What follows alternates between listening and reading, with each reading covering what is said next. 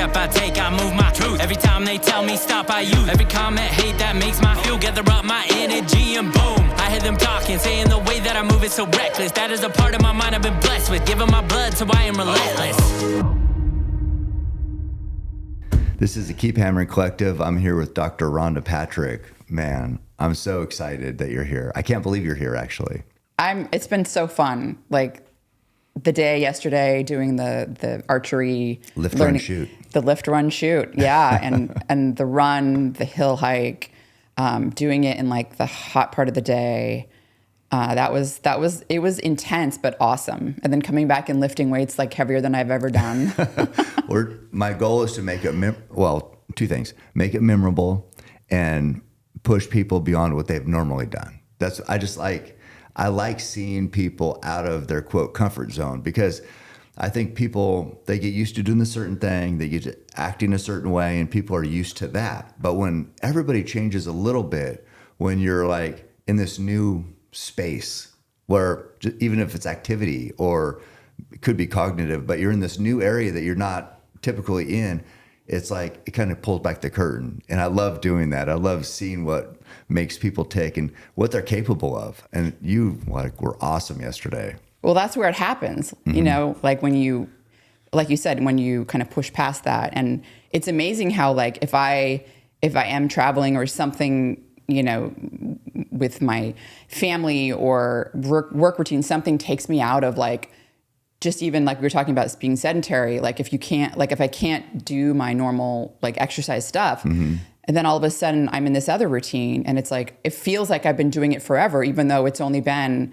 you know, like 3 or 4 days. And I'm like, I feel like I've been a sedentary person for my whole life. Right. And so it's like, if you don't keep pushing, like you can get comfortable. Yes. Quick. Yeah. Right? Yeah. Like quick. Yeah. I mean, at least I can, maybe not you. No, I can't. And if I miss a day, me and my boys, we talk about, you know, we feel skinny fat. So that's like the worst thing, is to be skinny arms, fat stomach. Yeah. So one day after doing it, you could do it for years. And it seems like in one day, you're like, it's all gone in your head anyway.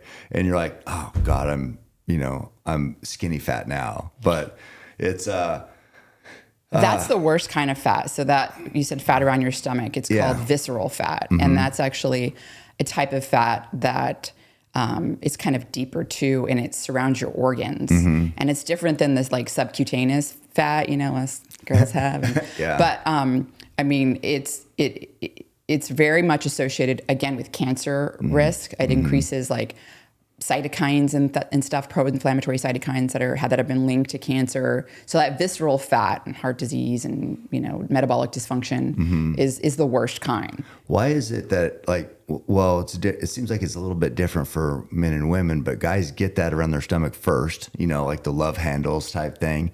And then women might get back of the arms, back of the legs. What determines where that fat, why are we gaining fat there? I don't know the answer to that. I'm sure someone does. I mean, there's definitely, women get it like post-menopause there, right? So there's got to be a hormonal thing going on. But it's a good question. But you see guys like with, you know, their legs could have no fat on them, super skinny, their arms, whatever, but it's up then the stomach. Yeah. And that's the bad part. It is. It's not only nobody likes how it looks, but as you said, it like increases cancer risk and everything else.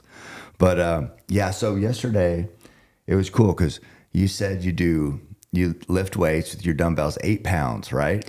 I do. I usually do 8 pounds. I have like a Peloton guided workout that I do because I've always been an endurance junkie and not like you, but like, you know, like it's running, jumping rope, you know, those are sort of my jam, right? Yeah. Surfing, but the lifting weights, I got really into it in the last, I would say, since last summer in particular. Your like arms I've known about it. I'm getting some tone, yes, right? Like, are. I mean, and of course that's reinforcing, right? That's You see results, you want to work harder. Exactly.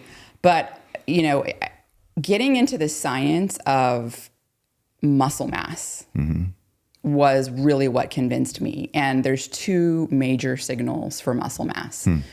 Protein intake, amino acids, and mechanical work or forces, right? Right. So both of those two things stimulate muscle protein synthesis. So that is happening in skeletal muscle. Right. And both of those things I really hadn't focused a lot on in the past. And we're in control of both those. A lot of people talk about things that are out of their control, but we control how much protein we eat, how much resistance we're putting our body under. We do. And it's, the people aren't, so let's talk about protein intake. Yeah. Because there's the RDA for protein intake. And this was like, recommended daily allowance. Yeah. 0.8 grams per kilogram body weight. I think that's something like 0.32 grams per pound. Okay. Something like that. Yeah. But, for the longest time, it was like, oh, I think that's the RDA. Right. And it wasn't until I had Stuart Phillips on, Dr. Stuart Phillips, who's an amazing, research scientist. He's very well respected in like the bodybuilding community, but also in the scientific community. Mm-hmm. And he has done studies as well as like others where they're actually they're tracer studies. So protein, unlike fat or unlike, carbohydrates, which form glucose, you can store glucose, right? Glycogen in your muscle or your liver. You can store fatty acids, right? Like those triglycerides, those get stored in adipose tissue. Like that, there's energy reserve. You can have that stored. Protein, you have to replace. Like amino acids, well, your muscle does serve as a reservoir for it, but you don't want to pull from that because then you're catabolic, right? Like, so that's not ideal. Yeah, right. Whereas you want to get the, the fat storage. Yes. So you have to replace those amino acids and you need like protein protein is like building everything. Everything in your body is run by proteins, which are made up of amino acids. You need to replace them. So it's important to take in the protein. So anyways, there's tracer studies that were done where the scientists at the time were trying to figure out, okay, well, how much protein do humans we on average need to take in to replace the losses, basically how much you lose each day. And so it was like these nitrogen balance studies. Right. And there was lots of flaws in those studies, apparently, like the technology that was used, the methods. It's all about the sensitivity of your assay and what method you're doing, right? Right. And so they were basically underestimating losses of the nitrogen. And so like new studies have come out, and again, not just from Stu Phillips, but like others, where it's more like 1.2 grams per kilogram body weight a day is the minimum to like not be catabolic. That's not the optimum for muscle hypertrophy, right? For growing. But just not being catabolic. Bodybuilders say, get big, eat big. So yeah, and then those studies have been done where it's like, well, if you start going up to like 1.6, 2.2 grams per kilogram body weight, then you're in, particularly in combination with resistance training. So, how much protein you need depends on a lot of factors. Right. So your age, for one. So age is important because as we get older, like 65-year-olds, and older, your body isn't as sensitive to amino acids. So muscle protein synthesis isn't stimulated as much as when you're younger. So at least at a higher dose. So so you need to take in more protein, and it needs to be spread throughout the day. You're talking about when you're over 65? Oh, okay, gotcha. Yeah. Well, even there's been studies in younger people looking at taking 4 meals of 20 grams of protein each versus 2 meals of 40 grams of protein each. And the 4 of the 20 grams of protein each was better at stimulating muscle protein synthesis in young, healthy, like trained men. Yeah. And again, that's also just because, and it's not like, okay, well, if you only do 2, obviously you're going to take in more, but it does seem that more frequency is better. Now, most people just kind of aim for the day because at a certain point, like you got to just like do something, right? It's like, how much am I getting this day? Like that's the most important for most people. But I think like that, like I'm now trying to spread it out more where like when I first wake up, it's, that's when you're the most catabolic because you've been fasting all night. And you need to replace that protein.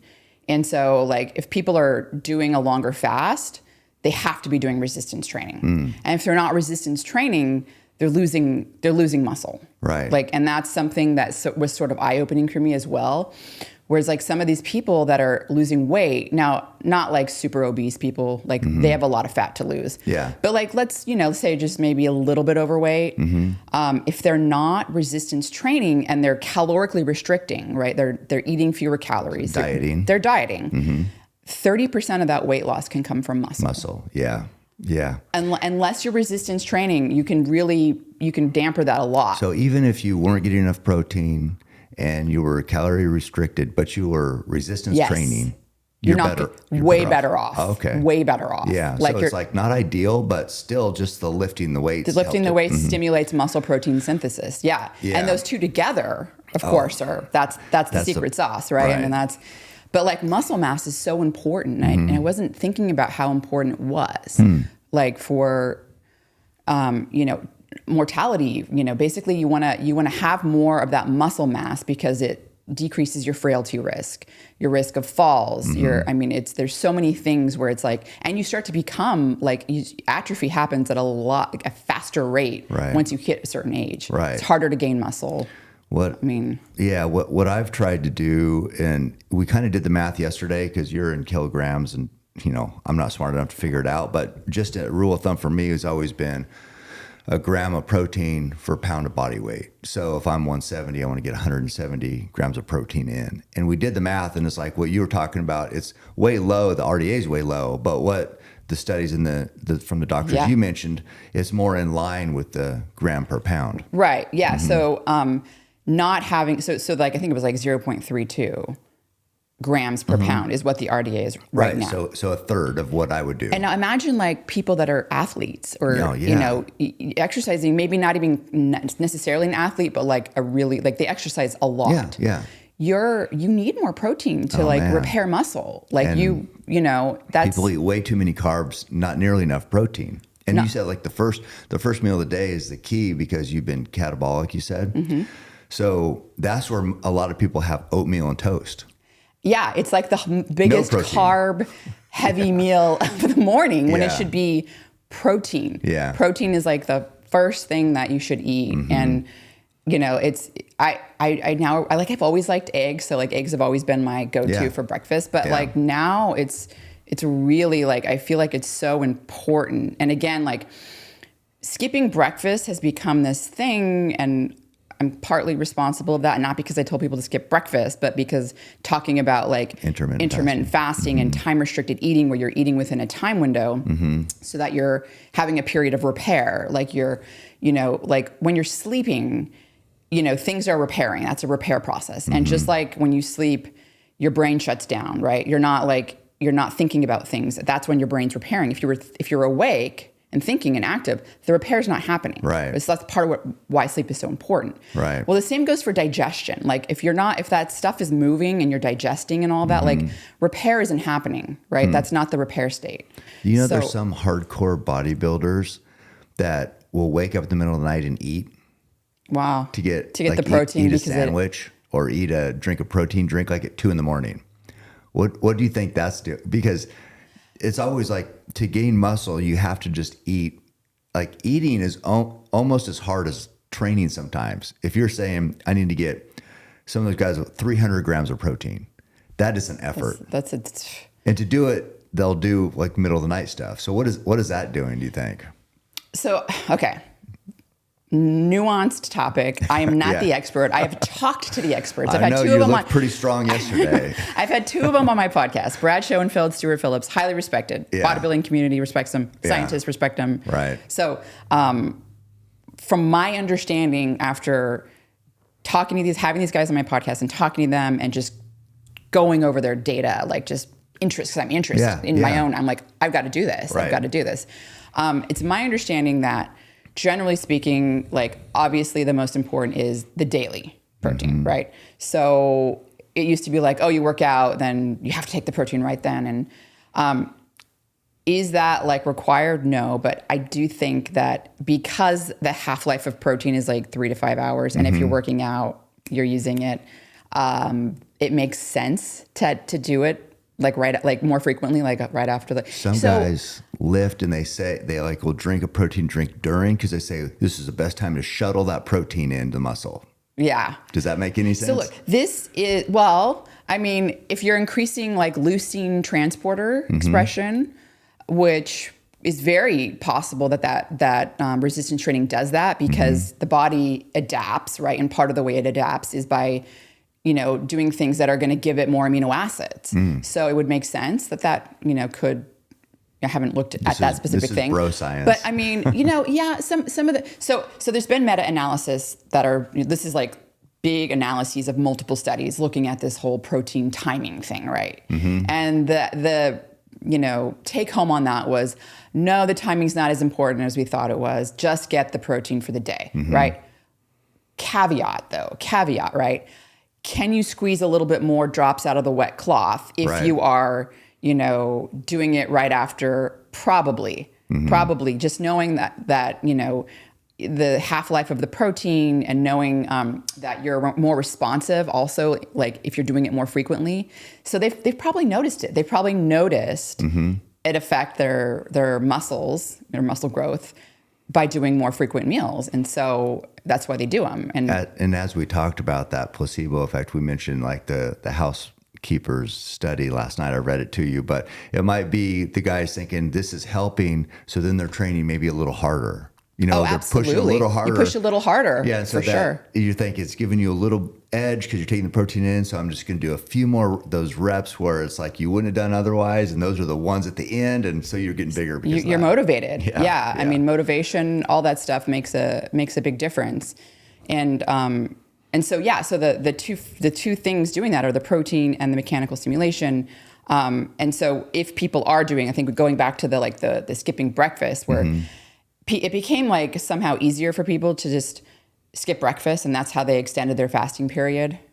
For some reason, it's like, well, maybe you can just shift breakfast over a little bit. So still eat the same amount of meals, right? You're still getting the protein. Because if you skip an entire meal, like you're skipping a lot of protein. Right. Yeah. And that's where it's like, oh, that's a problem. And then if you're not resistant training on top of that, now there have been studies on time-restricted eating, which is a type of intermittent fasting. Yeah. If, at least in women, if they resistance train, they're not losing muscle. So, but the skipping the meal is, I think, the problem where, it's just that became a thing where it's like, yeah, I only eat 2 meals a day. And yeah. Like, well, how are you getting enough protein with 2 meals a day? And are you saturating it to a point where it's like your muscle's only going to take up so much and then the rest you're just using as energy? Right. So, yeah. How I do it, and I don't know, you can tell me if this makes sense. I pretty much eat, I would say almost every hour of the day. Not a lot, but I'm eating all the time because I feel like I can tell if I'm going to go on a run and in my head, I'm thinking, no, I need to hydrate and I need to get fuel in and I want my cells to be full. Like before I do an endurance race or a hunt, I'm pounding calories and fluids because I'm like, I want all my cells, and then in my head I'm thinking my body is just full of cells. I want them full and fueled. So I do that. Then I go do whatever I'm doing, the training, and then I'm just back to eating nonstop. What about your magnesium? Do you? I take that in the morning. You take it in the morning? I think at night. No, and I take some at night too, because I think it helps sleeping, doesn't it? Yeah, I mean, for some people, I take a lot of pills, like a lot of supplements. It's like, well, the reason my wife puts it together. So. Oh, that's nice. I do that for my husband too. You gotta take care of the people you love, right? I know. Usually she's saying, I need to take a day off and don't run so far. So she's like trying to screw me over normally.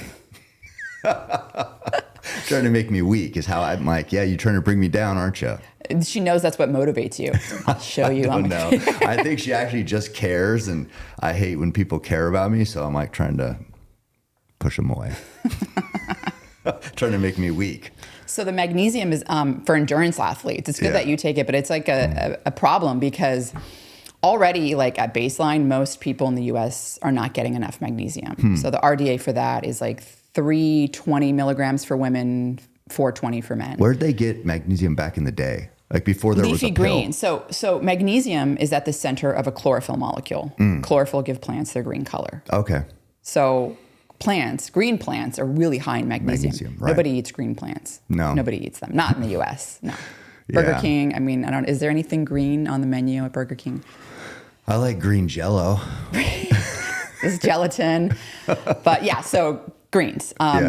Almonds are high in it, nuts too. But so that's the major dietary source of magnesium. Supplementing also becomes important, particularly for people that are physically active, because so half the country, 45 to 50% of the U.S. population doesn't meet that requirement. Women in particular don't. Okay. But you lose magnesium in sweat and you lose it in urine. And so people that are sweating, if they're physically active, using the sauna, endurance training, they're losing a lot of magnesium. And so athletes can require between 10 to 20% more than the RDA, depending on their physical activity. And so if you're starting with someone, and why is that important? Because for performance, I mean, it's important for a lot of things, like including cancer, because all your enzymes that repair DNA damage, so that's the stuff that causes mutation. You probably think about it more like smoking causes it, UV radiation causes it, but just normal life causes it, like metabolism causes just eating food. You know, so living. But we have living. We have enzymes that repair that damage. They need magnesium to function. So again, one of those things where, you're not getting magnesium for the 10, 20, 30 years, you're always not getting enough. Where's the magnesium going to go? Is it going to go to these DNA repair enzymes to prevent cancer, which your body doesn't care about because that doesn't hit until fifth, sixth, seventh decade of life? Or is it going to go to making energy, which is what you need to survive now? Because magnesium is essential to make and to use it and to make it. ATP, it's the form of energy that's made in mitochondria inside of our cells that we need to live. So it's one of those things where even you may not be getting enough for that as well. But on top of that, it's required to make heme. Which is a component of hemoglobin, which transports oxygen from your lungs and takes it to your muscles when you're exercising. So that's like for endurance. For endurance. And so I think, and again, I'm just, knowing that half the country is not getting enough magnesium. Now, maybe endurance athletes are the ones that know about it, or maybe they're not. And not only that, they're supposed to be getting 10 to 20% more than the RDA. I've never heard that. It's no one talks about it. No one talks about these. These are micronutrients, right? These are essential vitamins, minerals we have to get from our diet. So magnesium's a mineral. But it's not like, this isn't something, I mean, people always think of this stuff like they want to see, that they're not getting scurvy or something on their gums, right? It's like, no, this is like stuff you can't see, right? This is stuff. Now with performance, you might notice the effect because your performance might change. Most people don't notice. An elite athlete would notice 1% increase. A regular person just going out for a 3-mile run, they're not going to notice a small incremental benefit. I mean, you might feel better one day and like, I feel better. That felt good. But it's really hard to notice that small percentage. But if you do, and it's like you're putting to me, I just keep hearing about all these little things you can do that make big differences. Magnesium is one. We've talked about a lot of different things, resistance training. But if you're doing all that, holy cow. You can change your life. You do everything, you try to do everything that you can. And then the supplementing with it, like so people can supplement with magnesium. There's lots of forms of it. There's electrolytes. I take the electrolyte, which has magnesium in it. Electrolyte drink, Element is what I take. But, there's tons of them out there, right? I think Mountain Ops actually has one too that I take. But magnesium, I know it's important. I wonder, how about grizzly meat? You think that's good for you? You had grizzly meat. I did. It was definitely tasty. I mean, so that kind of brings us to the omega-3 world. Because, I mean, I would be interested. There's a big study that you just did, right? Or know about? Well, there's lots of omega-3 research going on. I'm now an associate at the Fatty Acid Research Institute, which it's a nonprofit, but they do a lot of fatty acid research, mostly omega-3. Okay. So I'm involved in a couple of studies there, but the founder of that, Dr. Bill Harris, he's amazing. I've had him on the podcast. He's been doing omega. I mean, he was like one of the pioneers in this research field, and he's developed something called the omega-3 index test, which is a more accurate long-term marker of omega-3. So you measure omega-3 in red blood cells, which stay around for about 121 days. So it's like a long-term marker versus measuring it in your plasma phospholipids, which is like what did you have for dinner a couple of days ago? Was there fish in it? Okay. It'll read that. So Okay. it's one of those things where it's like a little more reliable. Again, back to the tools that we're using to measure things, all that stuff matters, right? So the omega-3 index, he's just published one phenomenal study after another using the omega-3 index and on large cohorts of people, and has found that a higher omega-3 index, so this would be like 8%, which is not what's in the US. So the average omega-3 index in the US is like less than 5%. 5% of the fatty acids being omega-3. Is this the same as just fish oil? Like you remember back in the day? So omega-3, yes. So eating fish or supplementing with fish oil, which is, you can get a lot of omega-3s from doing that. Right. Versus both are good, because that also there's other nutrients in fish as well, and there's protein. But yes, it is. So so we can get to that, which is like, how do you go from a 4% omega-3 index to an 8%? Well, those studies have been done, and it takes about, on average, 2 grams of omega-3 a day supplementation to go from 4% to 8%. Now, that's 2 grams less than what's being prescribed by doctors. Physicians prescribe pharmaceutical omega-3. It's called either Visipa or Loveza, and they prescribe it for high triglycerides. So my mom takes it. Like high blood pressure? I don't know if it's prescribed for high blood pressure, but it's definitely for high triglycerides. And what's that? Just in layman's terms. Like high triglycerides? Yeah. So that's when it's a glycerol backbone with 3 fatty acids. So that's how we store fat. And when that's like circulating in your body, it's bad. Okay. Like it's a cardiovascular disease risk factor. Oh, I see. Okay. Like blood pressure is, by the way. We should talk about that. I have a story. Okay.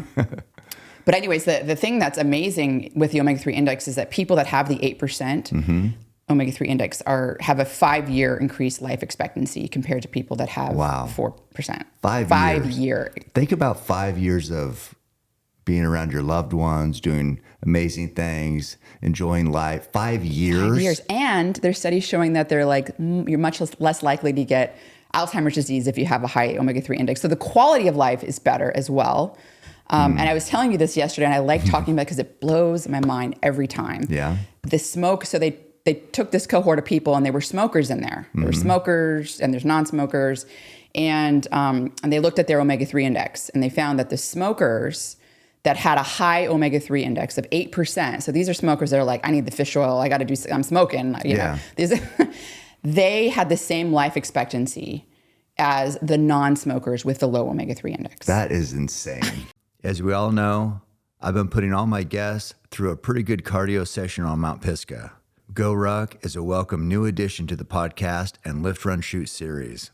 I love the 80-pound sandbags, but I'm not sure how my guests feel about it. But what do they say? Pain is weakness leaving the body. All the people at Go Ruck are beasts, and I'm thrilled to partner with them. We use the rucks and sandbags on almost every episode, and now you can take your training to the next level as they are offering listeners 10% off when you use code CAM, C-A-M, at goruck.com. See you guys on the mountain. You better not forget that weight. Brio is the first smokeless fire pit in the world designed around the idea of producing less smoke, all while allowing the surfaces to evenly cook your favorite cut of meat. The grill is easy to use, portable, and a must for elk camp. With season right around the corner, add a Brio to the list and have your campfire and camp stove all in one.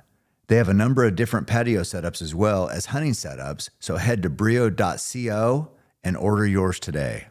You could be somebody who's running every day but not getting enough fish oil, and then somebody who's, smoking a pack of Marlboros and taking fish oil, and you're going to live the same amount, roughly? I mean, of course, there's probably other things that play as well, but I think theoretically, the omega-3s are so important. I think that they are hugely important for the brain, for inflammation, and then for muscle. And this was like a big thing too, because it's a really sort of growing field. There's a few people doing this research. One of them's Dr. Chris McGlory. I think I told you about him. Yeah.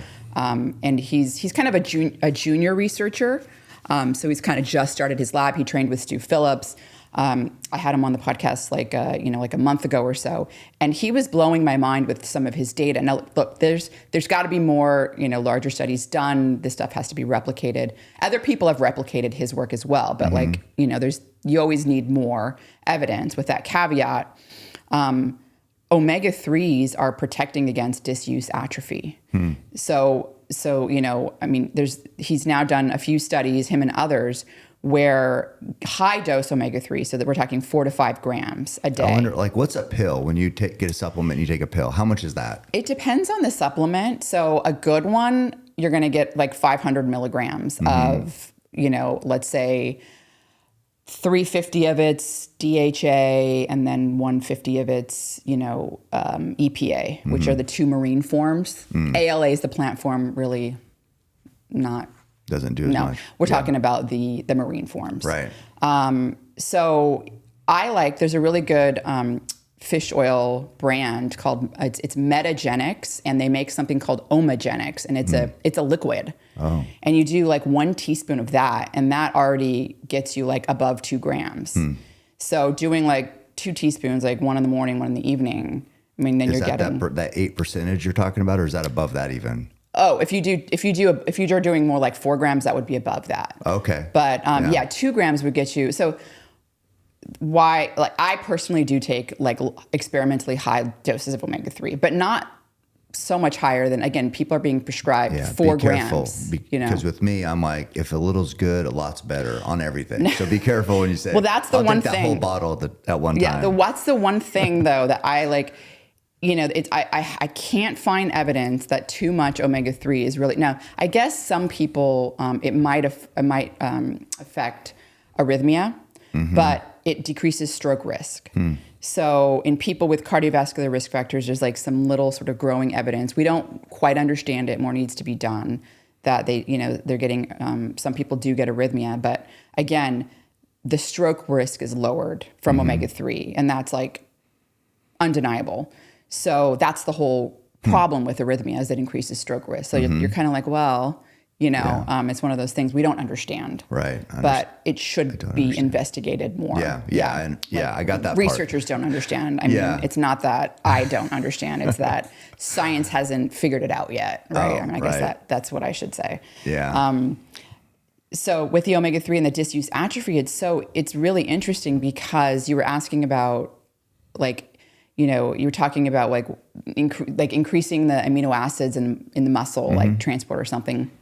And the omega-3s are sensitizing muscle to amino acids. In other words, they're taking amino acids and making a smaller protein dose seem bigger to muscles. Which does it seem like this could be? I mean, it seems so powerful. Is this like the one? If you're going to do one thing, should this be it? Yes.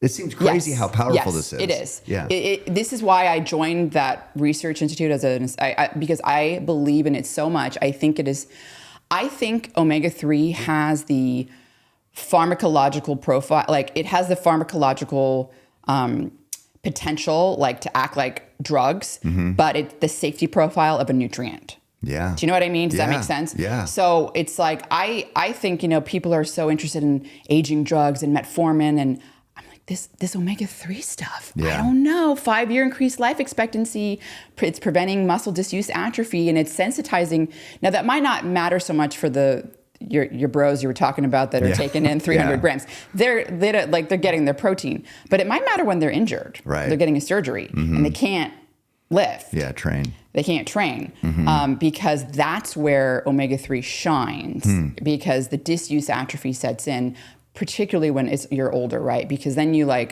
it's so much more hard on the body. Like you're not able to recover like a young person can. Like a young person can bounce back, but the older people don't. Right. And then not only that, omega-3 in the studies that were done, I should caveat this, the studies have been done in young people.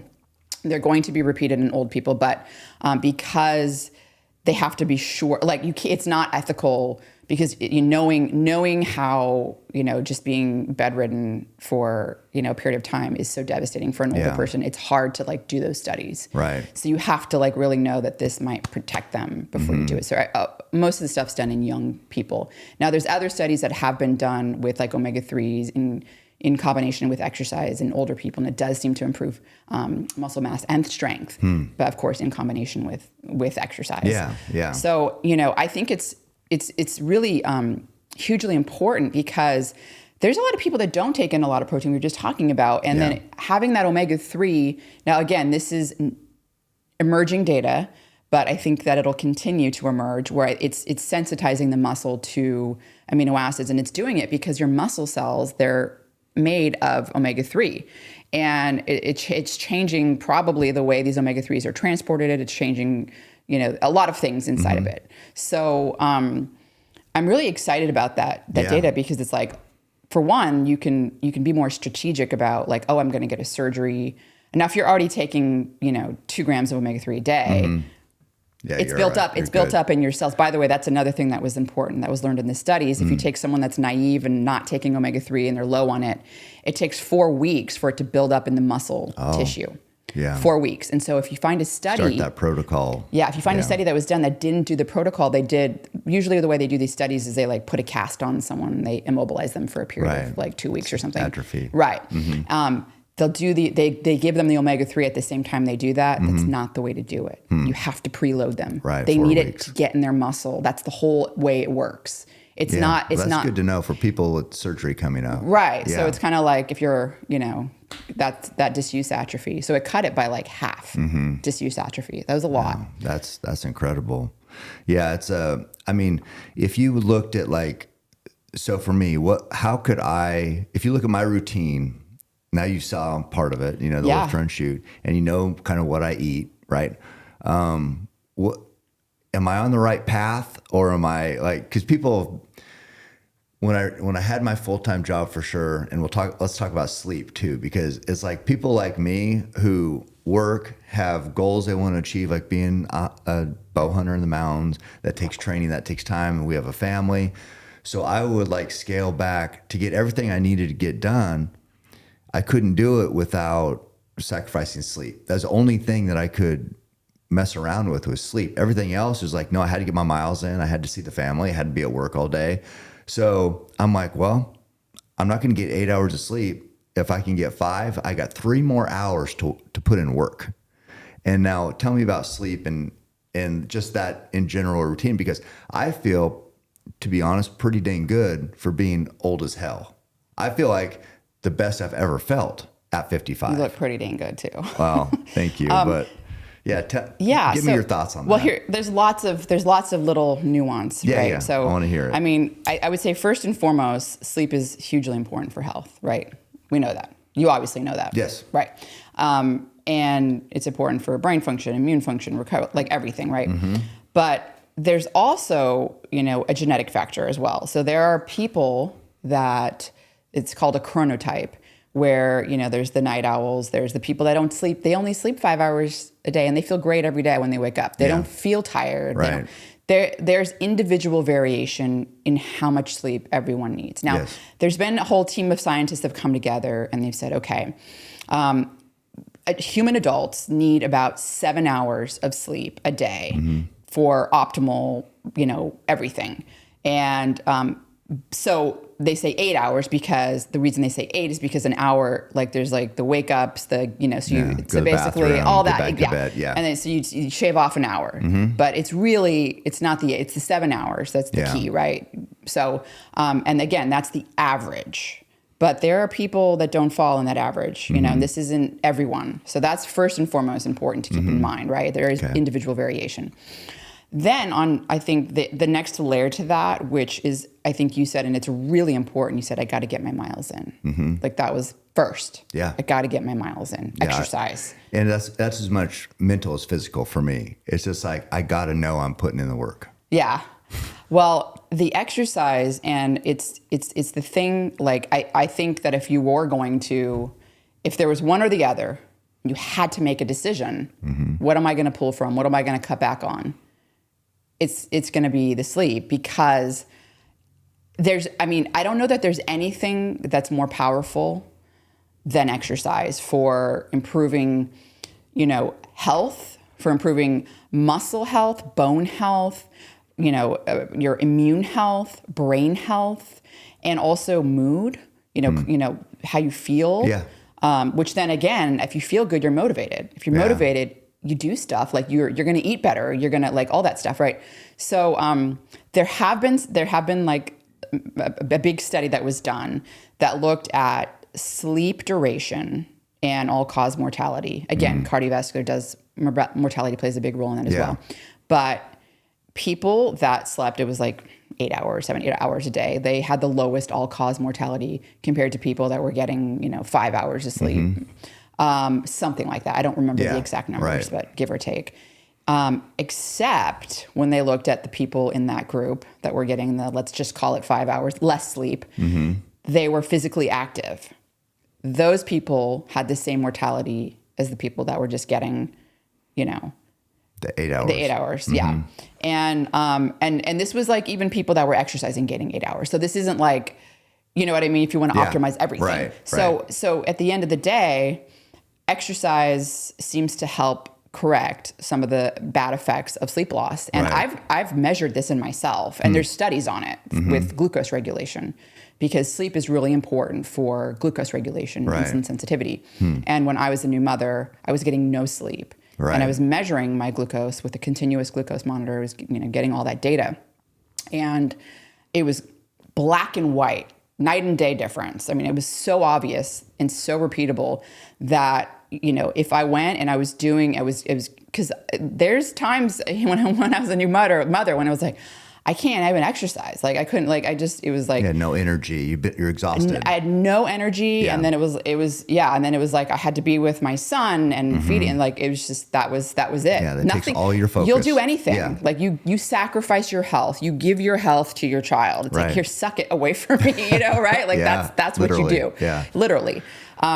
But then I had that data, and that was like, even if I'm like just dog tired, like if I exercise, I'm back to me. Yeah. And not pre-diabetic, crazy, like, Rhonda. And what's crazy is people, like, they'll say, I'm not going to exercise because I didn't sleep well. That's the blast, what they should do first. Yes, that's the opposite of what you should do. Absolute opposite. Yeah. In fact, the more tired you are, the more you should work out. In fact, when you're not tired, that's when you should not work out. It's like, it's actually the opposite. Yes. And then it gets you back to baseline. Baseline. Yeah. Or even above. See, that's, Yeah, because, if you're above because of all the other benefits, all the other different things you're doing for your body, for your mind. So just in general, if you're just talking about sleep and performance, you're back to baseline, but you've gained so much in other areas. So So if there's one thing that you should do when you're tired, train. Exactly. Nothing else. Like train. Like do that. Like that's the thing. And that's what I learned from my data, and I did it. I was on the bike, and it was hard, but then you feel great after, right? So then, and then it's like, oh, I was so tired and I felt like crap, and now I don't. I don't. What do you know? Do you know how, there's a few things, like social media is so crazy, but people are so freaking protective of a couple weird things. Music is crazy, is one of them. You put up some music, people will get like, I hate that. That's not real country. Anyways, like music is, people are very passionate about. Gets them fired up. But sleep, they're so protective over their sleep. So if you're saying like, I got this much sleep and I'm fine, they will say why you're an idiot, why, you need to get more sleep. You're like, people. Ask them if they've had their chronotype measured. People are so protective over laying in bed. Sleep is important. Like I know, sleep is important. Like it is the repair time. People get crazy about it. They're because they love to sleep. But I also think people like to argue and sound smart. Yeah, that's true. So there's but no, sleep is definitely important. But there's so many other things. Like again, it's like everything's nuanced. There's always like we're just learning things, right? Yeah, sleep is important. But guess what? Oh my gosh, exercise like. All that it's you're increasing repair process. That's what you're doing. And omega-3s are important. Yeah, there's nuance to everything. In my weird dumb redneck mind, it'd always be like, I'm putting in these miles, I'm sacrificing, this is what's setting me apart. Nobody has a great story about how much sleep they got. You know what I mean? But they have stories about, hey, I trained my ass off and I did this 200-mile run because I outworked what I was doing before and I was capable of this. Yeah. How much sleep I got during that, nobody gives a fuck about. So it's like, what are we, I'm trying to like do cool, amazing shit. And sleep is like not that sexy. Do you sleep like on a 100-mile run that you like? How do you do that? On those, no, if you're trying to a 100-mile run, that's usually just a day. So you'll just push through, even little kids, let's stay up all night. Right. They'll stay up all night, right? Yeah. It's that second night. So like on a 200-mile run, you're into your second night. Okay. And that's where like Courtney, I don't know if you know her, Courtney DeWalter, that's where she kind of made famous she was seeing hallucinating. So one of her famous ones, she had it on a t-shirt. She saw a leopard in a hammock. That's the second night. The second night is when this crazy stuff starts happening with your brain. So like we both did. She ended up winning it. It was the first time, she kind of came on the scene. Joe Rogan was following me as the Moab 240. So it's 240 miles. It took me 78 hours. So we're getting into three nights. I slept for, I would say 2 hours in those 3 days, because you just have to, the clock never stops. But that's the first night you're fine. You're just tired, whatever. You're active. So you're not even that tired. You're just pushing. But the second night is where people really, that makes a difference between, are you going to win? Can you still perform? Is your body going to break somehow, either mentally or physically? But that's where it gets into the hard one, the second night of the two. Right. So that's incredible. I don't know what's happening, but all I know is I've seen people in these races, and I've seen, there's another type of race that's called a backyard ultra. It's like the last man standing. So what they do is 4 miles an hour, and then however long that takes you, you can rest if you get done in under an hour. But at the hour exactly on the hour, you have to be at the starting line again. And then you run 4 more miles. And then you go do that as long as you can. And so she won that. One time she won it. She ran 283 miles, 4 miles at a time every hour. And to do that, they might sleep. And she, again, made this famous, but it's like if you sleep for a minute, it's like a Control-Alt-Delete reset. Because I've been so exhausted. I remember this time too. I was with my brother. It felt like I slept forever. And I was like, I woke up and I'm like, how long was I asleep? And he's like, a minute. And I felt fine. You reset. You can't get away with that forever. But I've seen people do incredible things on 1, 2, 5 minutes of sleep. That's crazy. What would be happening? Do you know? Probably the stress hormones and stuff. I mean, also like, because depending on the time of day, like this is all on a clock, like your hormone production, neurotransmitter production. And all these people doing this are not normal, the quote normal people. But I've been fascinated about that Control-Alt-Delete reset. Like what the fuck is happening? I don't know. I can't tell you. That's the first time I've even heard that. She woke up and felt like she got 8 hours of sleep. That's crazy. Mm-hmm. Yeah. That's I could speculate, but I have no idea. In fact, I can't. Like my speculation is even just terrible, so I won't even do it. Yeah, but this is your speculation is probably more accurate than most, but who knows? I mean, like again, I was saying, like if you get that, like because everything is on like a clock, mm-hmm. a circadian clock, like. Just like we have our schedules that we do, right? You run at this time. You have your business call. We have schedules. Like our body has a schedule mm-hmm. for everything. And so like if you're all of a sudden making that cortisol and having that cortisol awakening response that you have like first thing in the morning, right? It's happening even though you've gotten whatever minute of sleep, or then it's like okay, there's the awakening response. But the interesting thing about this too is performance related. And I've mm-hmm. kind of recently been both cognitive and physical, sort of diving into this and trying to apply it to my life. And in fact, we went for a run. We did the run hike that was like 4 or 5, wasn't it? Or something like that. I tried to do it the hottest part of the day, so around 4. It was around probably. 4. Yeah. Yeah. So it's interesting because like 1:30 in the afternoon to about 5 in the afternoon. So like, is 1:30 considered late afternoon? I don't even know. Yeah. Is it? Probably not late yet. Mid afternoon. Yeah, maybe 3 is late. But, yeah. So 1:30, and then, so at 1:30 it's like muscle coordination's at its peak. So your muscle, like 2:30 you start to have it's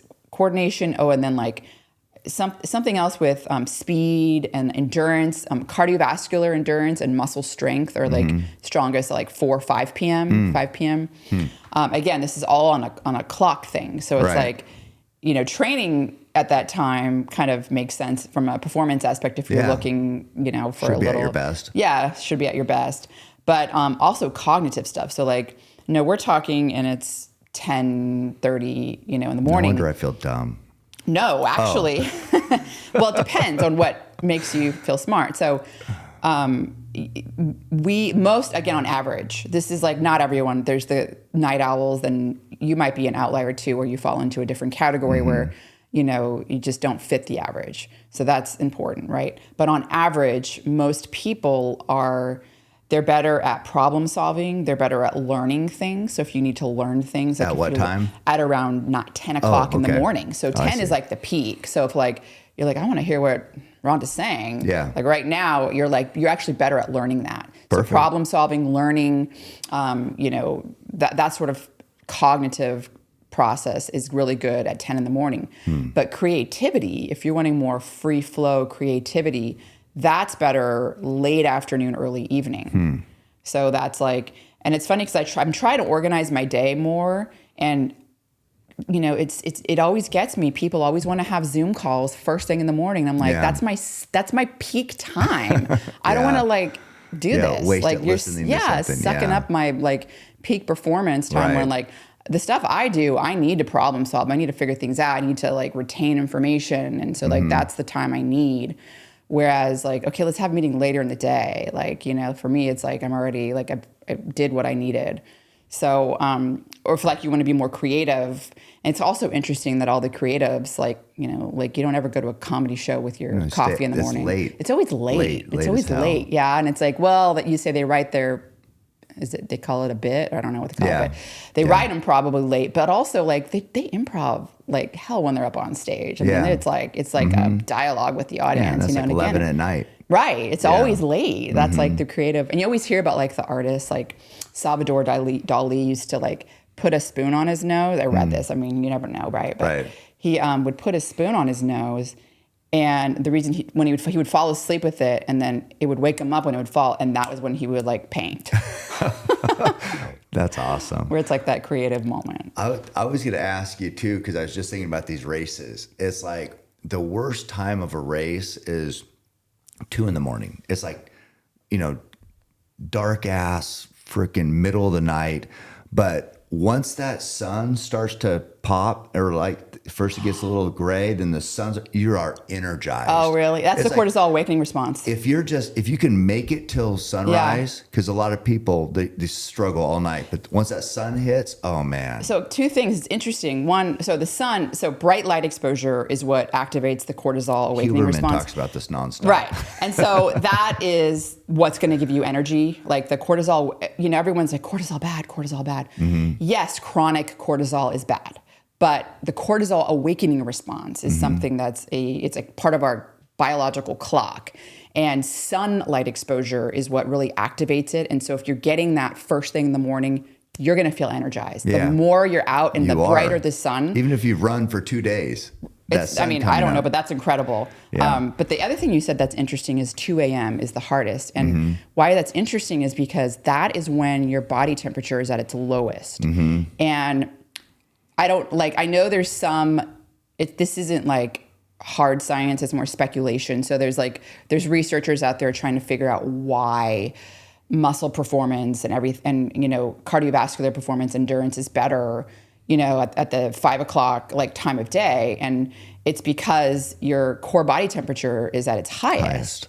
And so there's some theories that it affects, muscle performance, and it's affecting endurance. It's helping, and that being being at its coldest has the opposite effect. I don't know. I mean, it kind of was just interesting that you said that 2 a.m. It's 100% true. And then also you realize, and hunters know this too, but it's coldest right before the sun comes up. So maybe it's because it's been dark the longest right before the sun comes up. So just in general, temperature's dropping. But you are noticeably colder, like say an hour before sunrise than you had been in like the 2 a.m. But that stretch right there is like miserable. And if you can make it through that, it feels like a complete, like everything changes. Like you just flipped a switch, sun's up. Now you're like, fuck, I'm back. Well, that's what every day is supposed to be like. You're supposed to go outside first thing in the morning. Right. And it's like, I'm back. This is the start of my clock. I mean, that's what it does. It resets the clock. Yeah. It's important for... I think people miss that a lot. Either they're at work already or they're not up yet, or it's like... people don't go outside. But if you're in the mountains and that sun pops, you're like, I'm back, bitches. Yeah, the difference between like when you're like let's say camping or, you're somewhere, you're out and you're going, it's dark and you probably get sleepier. Also, like you're not staying up all night as much. It's like you do get sleepier earlier. You don't have like artificial light waking you up, right? You go to bed. No phones, 9. yeah. And then you wake up in the morning when the sun's out and you feel great and you start your day. It is. But it's one of those things where like what, people want, like, people ask, like, how can I improve my sleep, right? Like how, my sleep is bad. Like, what can I do? And I think one of the most important things is early bright light exposure. And from a circadian perspective, for multiple reasons. One is what we talked about, like it's resetting your clock so that your clock knows when it's when it's time to start making melatonin, which is a hormone that helps you get sleepy. Your body's like, okay, this is sleep time. It's on a clock. If you don't have that anchor, then it's all wonky, right? And then you put the bright lights on at night, the blue lights, which then tell your brain, no, it's still daytime. I mean, that just adds to it, right? To the challenge. But like the bright light also is, again, it's the energy, the cortisol awakening response. You make serotonin also from the bright light exposure. And then you get motivated because you feel good. So you're motivated, that right? Makes sense. And then, like you're saying, you're outside, you got through that hard part, that 2 a.m. or whatever, where you're like, this is like so hard. The sun comes out, and then all of a sudden you're making serotonin. You feel better, so you're motivated. The motivation's like, I can do this, right? Yeah. Like, so I mean, this is, I don't know if that's what's happening, but I don't know. But the bright light does increase the serotonin. So. I know the very best endurance racers whether it's intentional or they're just mentally more disciplined, but they don't slow down at that midnight to 4 a.m. They can. Everybody else is getting colder. You're tired, obviously. You're slowing down. The best, according to be in there, the best ever can push just like it's middle of the day. And it is so hard to do. And it's amazing, but that's why we're all different, right? Yeah. Well, and speaking of that, how the hell did you get to be so smart? Like, were you always like in school? How do you get to be Dr. Rhonda Patrick? Tell me about that journey. Well, I have sort of I started a bug club when I was in second grade. Okay. So I've always sort of been interested in science, where... wait, a bug club? Yeah. Or book? Bug, B-U-G bug. club. Okay. So we would go around and collect bugs and study them. Starting out with glue, it was terrible, but we'd glue around the bug so we'd trap it, so it couldn't move and get a magnifying glass. Rough for the bugs, but kind of fun for you guys. Hey, it's no different than did you ever do the micro or the magnifying glass and just burn ants? I didn't burn them, but I did look at them. Because you could get that sun and I don't know why that was fun. I don't have a Y chromosome, so. Okay. That's probably the difference. Yeah, that's a boy thing. But yeah, so, I was, it's just kind of one of those funny things where I think in college, I thought I was going to be a marine biologist. I was a surfer in college. I taught surfing when I was in college. What was high school like? So if you were bug club... High school, I was a track pack. Oh, yeah. Okay. I got into running and a little bit into grunge music and Nirvana, Smashing Pumpkins, Rage Against the Machine, Pearl Jam. Yeah. I mean, like, still love all that, Oh, it's so good. Kurt Cobain. Yeah. Yeah. But I think when I started to really get into like David Attenborough documentaries, some nature documentaries, that was high school. And then it was like, oh, I want to go out and like, go on a boat and like study like the ocean, and it's like endless. It's like, there's like, I just got really interested in the ocean. But as I started to so I went to UCSD, as I started to like take all these science classes, like it was like far removed from like, you're like doing lab work, you're in the lab. And then I just wanted the challenge. It was like, I was like, oh, this is hard. So I just kind of I majored in chemistry, which is like one of the hardest, and I was terrible. Like a bunch of, I got a D, I think. I don't know. I barely, like, it was hard. Yeah. We'll just say I was taking, like physical chemistry was hard. I had to take like 3 chemistry classes and like 3 calculus classes to get into the physical chemistry. And then it was just like, I don't even understand this stuff. So at that point, and I'd done interning in chemistry labs, and I was like, I don't want to do this. Right. Yeah. I don't want to do this. These people are nerds.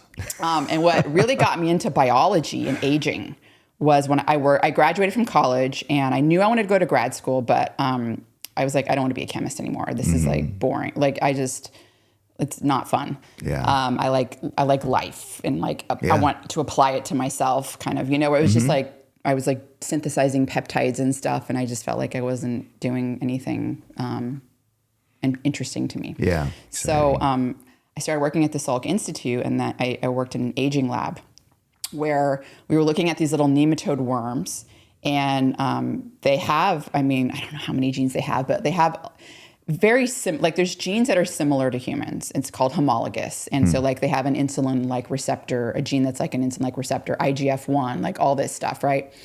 And they're really good for manipulating genetics to go, oh, look, this is what happens when you manipulate genetics. Humans have genes like this, like maybe we could somehow learn something about humans, right? And so I was doing these experiments where I was taking these worms, and they live on average about 2 weeks, like 15 days. And I would change like one gene where it's like, okay, we're going to lower their insulin signaling pathway. So their insulin and IGF-1, like that whole, it's very tied to insulin. You knock it down. And these worms went from living 15 days to 30 days. And not only that, and I'm looking at this with my own eyes, I'm doing it. It's like, not only were they living 30 days, when they were like 20 days old, which they should have been long dead, they were moving around like a young worm. They were like, because you put them on a little petri dish with like E. coli. There's agar on it, E. coli bacteria. They eat bacteria. And they just kind of move around. You see them. And as they start to age, they get slower. And they like eventually just don't move much. And they're kind of just feeding. But these worms were like, bam, it was like they were young. And at that moment, I was like, we have insulin signaling pathway. Yeah. Like this is, and this is incredible. Right. So that was kind of the start where I was like, I want to study. And then it morphed into like things that are like, I could apply like nutrition wise, like, like what can we do to change the way we age with our diet and our lifestyle. And so that's kind of how it was just like one of those things where marine biology. So more into, then you like quality of life, performance type things. Yeah. That's what you enjoy most now? I'm super interested in still like aging. And when I say it's aging and like improving the way we age. Like anti-aging. So yes, performance. And increasing, our health span. So decreasing the risk of getting cancer, cardiovascular disease, Parkinson's disease, dementia, like not just living longer and not even necessarily having to live longer, but not living life disabled. Right. Like enjoying life, like being young and performance. Like if you are, there are trade, like you can do stuff that'll give you performance enhancements that's not good for you, right? Yeah. Like we can agree on that. Of course. But you can do things that are going to give you performance enhancements that are good for you. And those things, if you're being physically active and that's going to affect the way you age for sure. It's going to change the trajectory of your disease risk pattern. What do you think? Because when and people say this all the time, but back in the day, say 55 years old, which is what I am, 55 seemed old as hell. You'd see a 55-year-old guy and he looked old. And now you see Joe's 3 months older than me. So he's going to be 56 like in 2 days. But now you see people in their 50s and they're like, what? This guy's a freaking beast. Or this woman is, running ultras and just crushing it. How have we fought off the aging process? I mean, what's been the biggest change, do you think? Well, I think first and foremost, knowledge. Like we know a lot more now, right? I mean, so like we know how important protein is. We know how important some of these vitamins and minerals and getting them, and we know how important it is to exercise and not smoke. And there's a lot of things that we know, I think, from just access to information that has helped because. Right. When you have the information, then you can make the improvement, right? It's like not having the information that's like it's tough to the know what to do. Thing. Yeah. But on the other hand, it's like, well, obviously we aren't dying from infectious diseases like we were with antibiotics. I mean, there was a time when it was like, something could be a death sentence, that is just minor to us now. Yeah, It's women died all the time in childbirth. Yeah.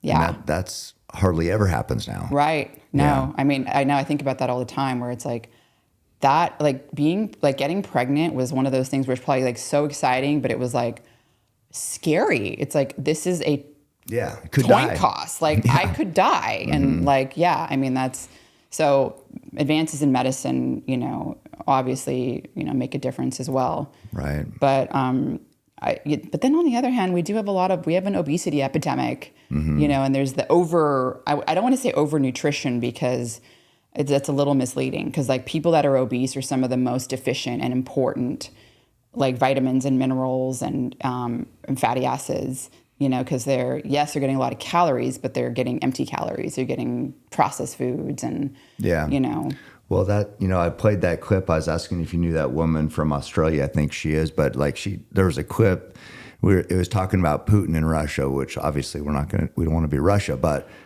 his point was, he outlaws GMO, like it's all got to be organic or you're not growing it.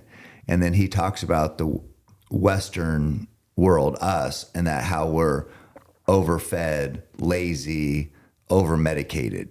And it's like saying that we're weaker than the Russians. You know what I mean? So what's your thoughts on like GMO and a healthy diet and that, I don't know. I mean, you mentioned obesity. I remember taking my boys to the movie and we're standing in the line looking around and they were young kids and it's like, this is probably shitty parenting, but I'd look around and I'd be like, I said, you guys take a look.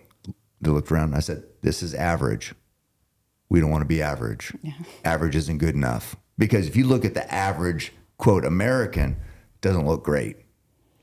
The average American's overweight. Yeah. So I think there's a lot of new data that have come out now. And in fact, I'm about to cover this in a Q&A on Friday, where the things that are in all of our packaged foods and processed foods, like that. So you're talking about GMOs. It's a little different, but it's still, I think, very relevant because, people are eating a lot of easy food, right? It's like, and even something that you think is like a whole food, it's like, oh, like maybe Whole Foods made it and it's, there's stuff in there, we've got the gums and there's stuff that you can't pronounce, and then there's the red number 40 and the yellow, and that stuff is banned in Europe. And there's so much data now showing that it like exacerbates ADHD and may even play a role in causing, or especially with unlocking a genetic potential there, in kids.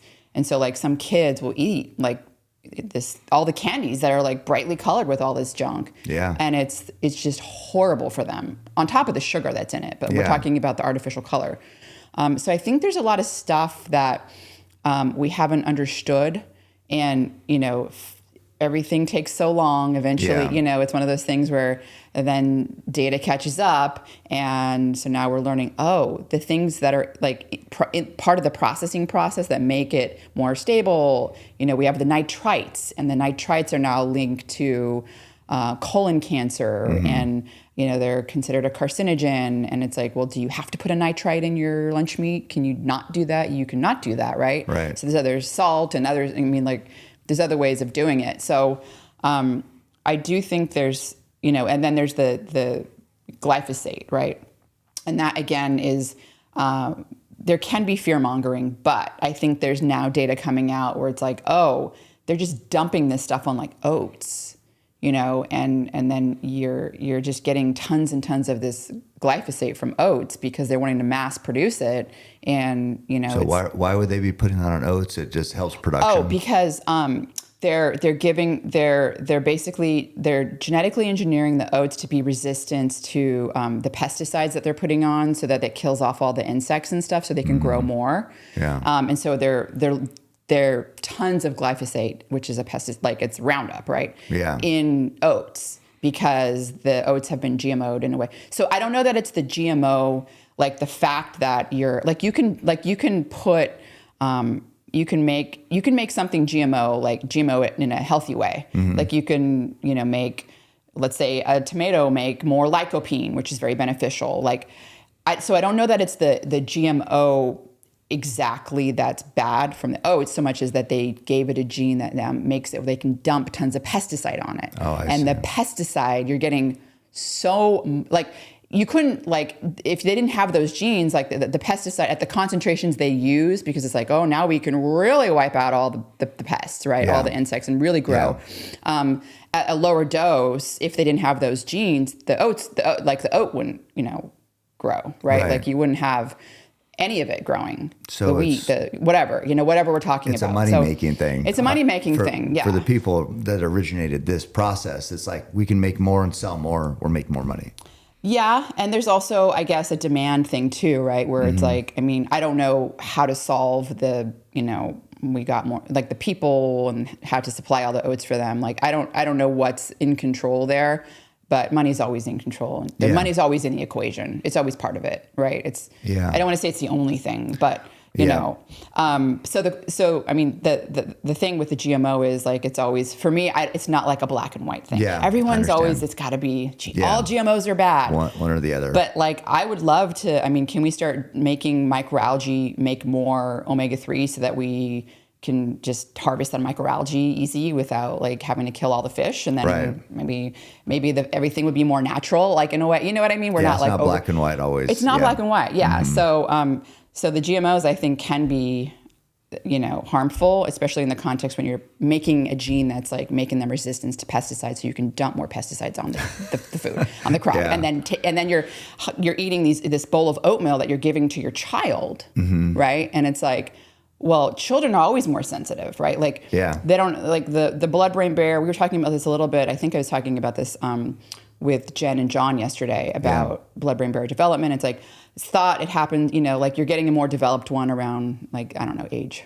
4 maybe. Yeah. But I mean, even if it's not, even if it is developed, like, you know, there's still like their endocrine system, like this is development. When you like start perturbing things in that sensitive period, like there's more consequences, right? Than an adult. An adult, it's like, oh, maybe cancer risk is raised, like whatever, how many years later. But but you're developed already. You're developed. And I think I remember I talked to Jen about this at Bear Camp, but they changed the vaccine schedule or whatever changed in like the 90s for the kids.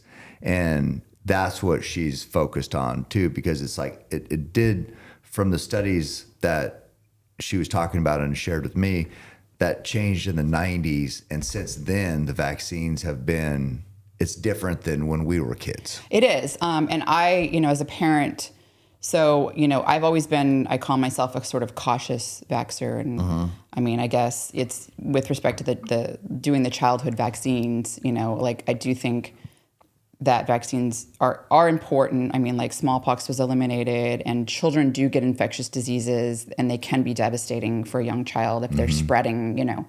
With that said, I think there's a more cautious way of giving, you know, children vaccines. And so what I decided to do was, well, what are all these new vaccines? What do I really need? Am I going to put my newborn baby? Some mothers like put their 6-month-old infant or 4-month-old infant in a daycare. Yeah. And at that point, like, you know, if that infant gets pertussis, I mean, it could be deadly, you know. So I didn't have to make a really hard decision of giving my really, really young baby an important vaccine to prevent them from getting pertussis and like potentially dying, right? Right. So I think there's a little individual variation there, right? Everyone's circumstance is different. So I didn't have, didn't have to put my child in daycare.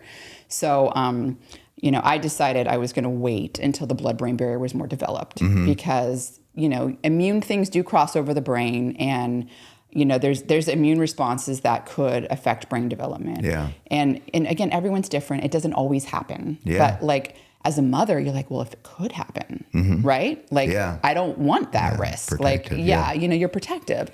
And so I did just the vaccines that were required for school in the state of California, and I did them in singles. And what does that mean? It means like you're not doing the MMR, which already has 3. You're not doing that combined with the Tdap, which also is 3, and then the varicella. What does that 3 mean? I don't know what that means. So for example, you've got the measles, the mumps, and rubella in the MMR. So there's 3 different. It's antigens that you're basically. It's not just one virus that you're trying to protect against, right? There's 3, but. So I did each one. It was like, okay, MMR, and then it was, the DTaP, and then it was, varicella, which is the chicken pox, and then, Hep B. So I didn't combine them. And it's weird because doctors, they sort of do, they say, oh, just come in and you'll get the MMR. They'll get all 3 of them. Yeah. All 3 different vaccines. So we're talking many different combinations of stuff to elicit an immune response, right? Yeah. Because they think it's easier on the parent to not have to go multiple times, and they think it's easier on the child because they're not getting multiple shots. And I don't know, does 3 shots make more difference than 1? I don't think so. I think any parent it's not necessarily going to do it. It's just, I was cautious because it was like, immune responses do, they can be strong. Yeah. And the more you're eliciting it, the stronger the response, right? And so I think that's a good point, though, that you looked at it objectively and you made a decision based on risk factors for your child and your situation. That's the biggest thing. You did also mention that California required this and that.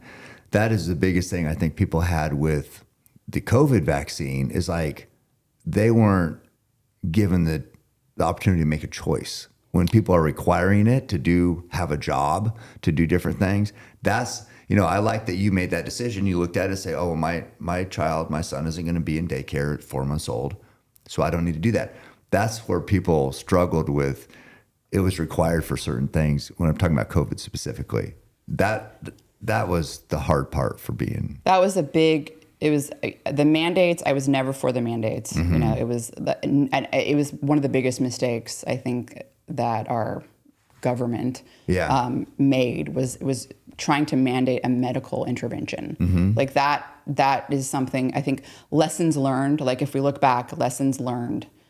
That's a big one. Like mandating a medical intervention like that. Like that's choice. That is choice, right? And a lot of people are angry. The choice? I made the choice, right? And if you don't want to, some people decide to homeschool. Like I know parents that like their children have like severe like anaphylactic allergies, and they had a bad reaction to one vaccine, and they're like, I'm not doing it. So they homeschool. They have like a pod. But like going back to the COVID vaccine, since you brought it up.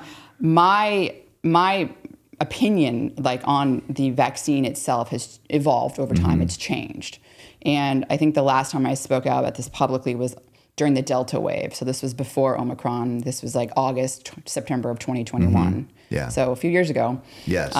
Things were very different, and in my opinion, at that time, even though the Delta variant was still, the vaccines were not as robust at preventing transmission as like the original, variant or even the beta variant, where it's like 95%. It was down to like 70, 60%, maybe 40.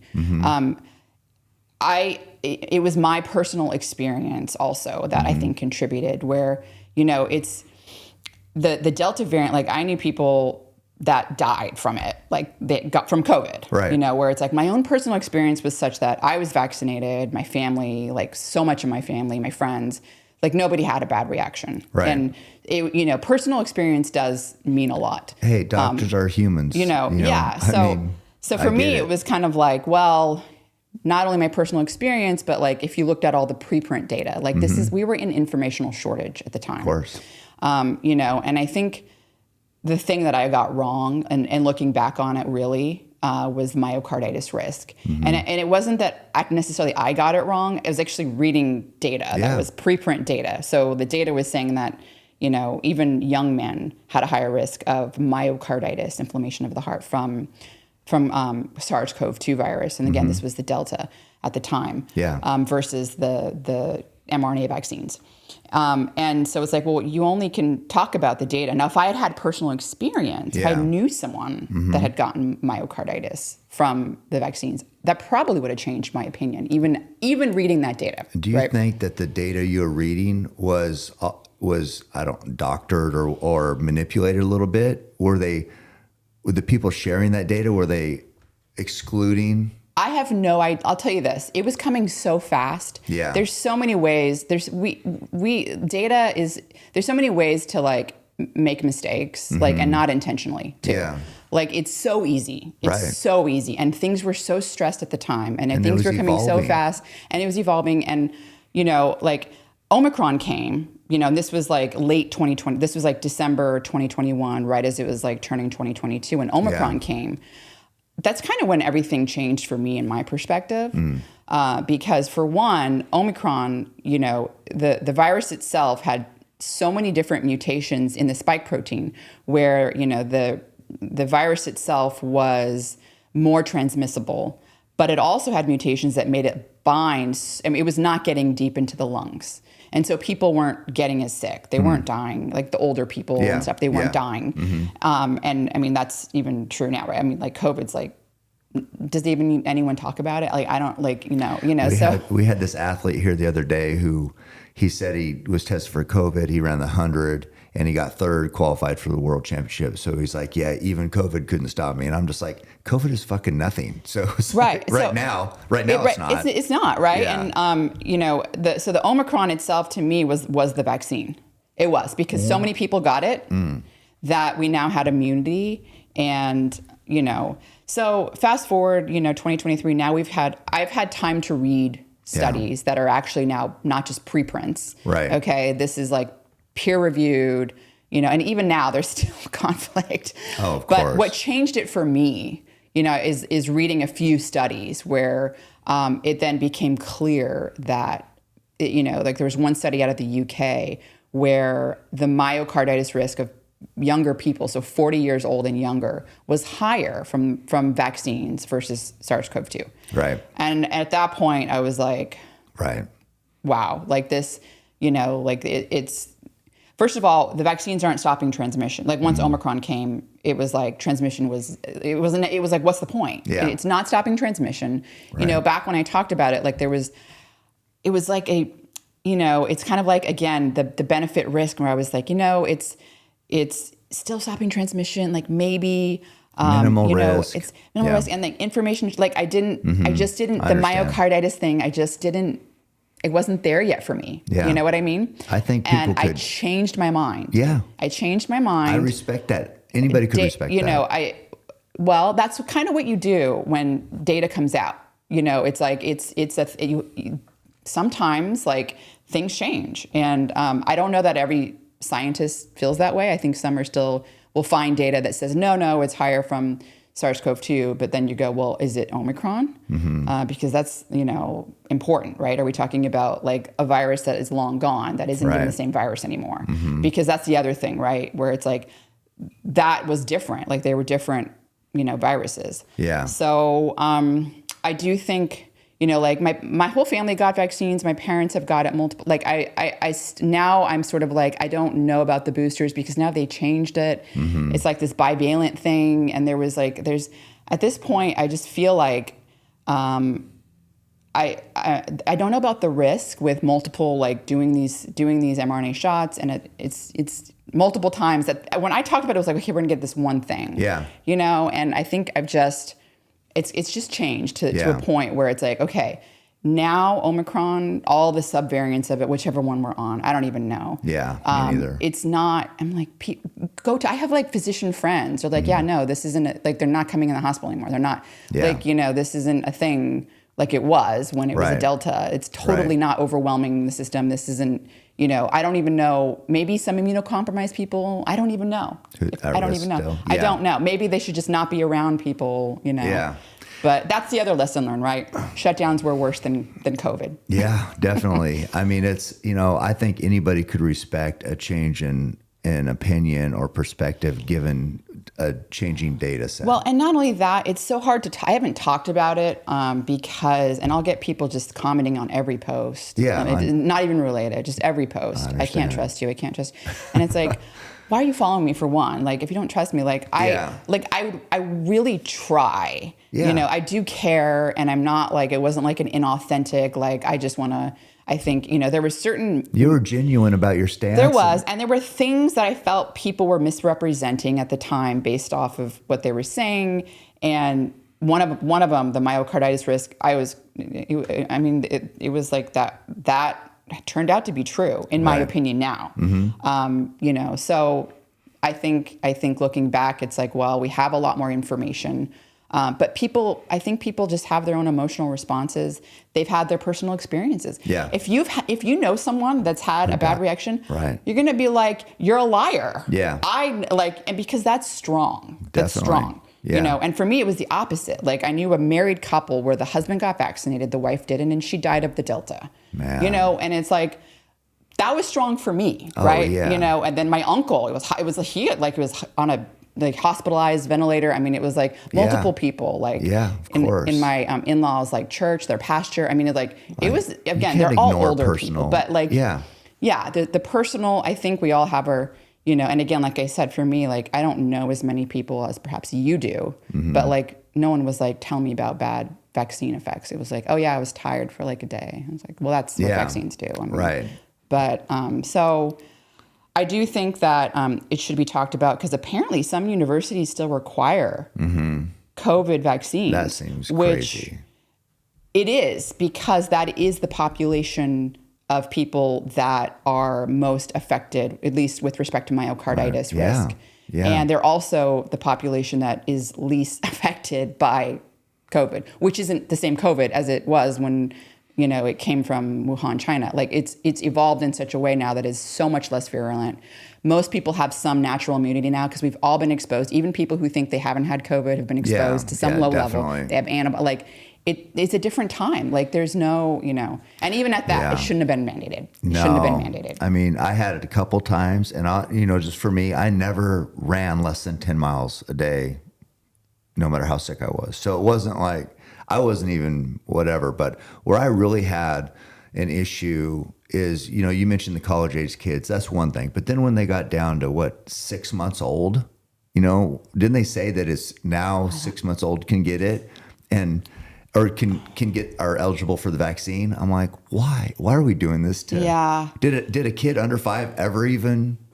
Was there ever a risk? I'm sure there's outliers, right? Yeah, there always is. But most like when we got it, like, my son, it was like he was kind of tired for one day, and then it was like, he was like doing sport. I mean, it was like he's not even sick. Yeah. For me, it was kind of like like a mild flu. It was kind of like I just felt bad for a day, and then had a runny nose. I think it's a big part too of when it's so nuanced like that, and there is so much. It's who what community you're part of. If you're part of a university type community or the medical profession, it's a big difference for me in the redneck bow hunting community. You know what I mean? So you're kind of influenced by who you're around and the messages those people are receiving and you're talking about. And it's something so emotionally charged, It's like there was 2 camps, and we were like the unvaccinated were the whatever, the scourge of the earth, to some communities. It was emotionally charged also because of the mandates. They should never have mandated it. But, the thing, and I was talking about this with you earlier, is that, I think that some more outrage. I personally think there's enough data and combined with circumstantial data. So that makes me believe that the SARS-CoV-2 was made in a lab. Mm-hmm. And to some degree, like I get all the outrage for the vaccines. If you go on Twitter, like that's what you see. And again, I get comments about it. X. But sorry, X, that's right. Just kidding. But like if you read tweets, I mean, they're still called tweets. Right, yeah. If you read tweets, then, you read all that sort of like backlash. And I feel like it's almost like it's been a distraction from like the real, like vaccines were made as a solution to a big problem. Right. I think, and it was one of the papers it was from George Church, who's like probably one of the world's best geneticists. He tweeted it back in like 2020 before anyone was talking about lab leak. Okay. He tweeted this study, didn't say anything about it, just tweeted a link.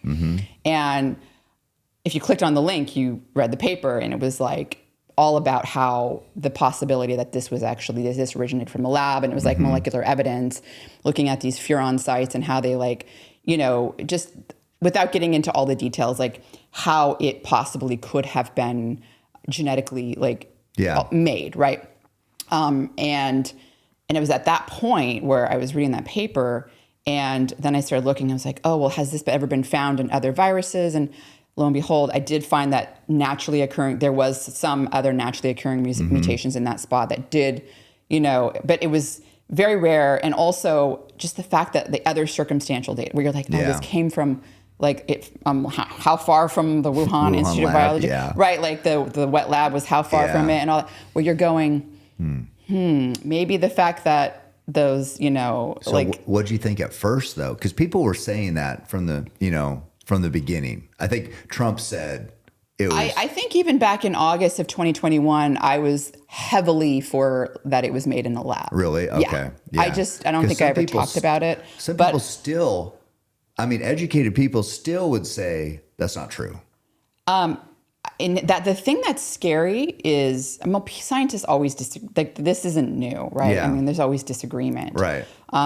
But I think that this needs to like be banned. Honestly, what be banned?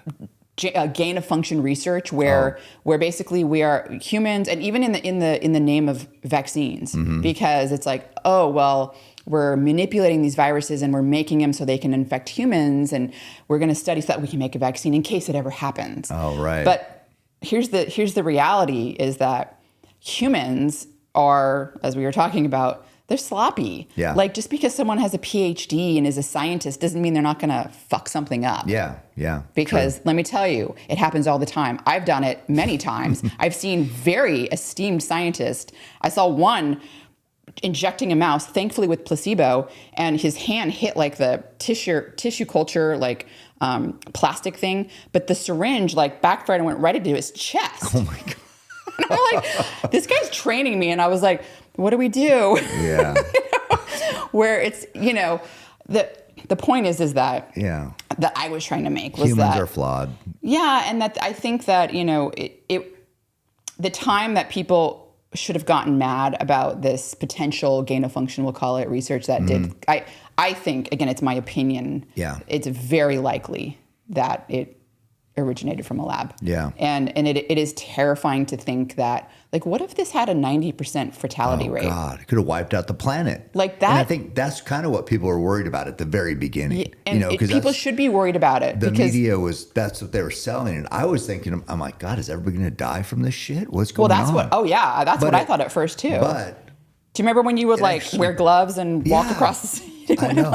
But it actually could happen depending on what virus they're manipulating and making. It could. Yeah, I mean, it's not out of the possibility. And then the fact of the matter is then maybe things mutate on its own. And, so, yeah, I mean, I think the pushback, it's been a lot on the vaccines. And maybe if they weren't mandated, that wouldn't have been people would have been more pushing back on the fact that this could have been. I like how you made the decision with your son. You weighed out the risks, the situation, and that's how it should be.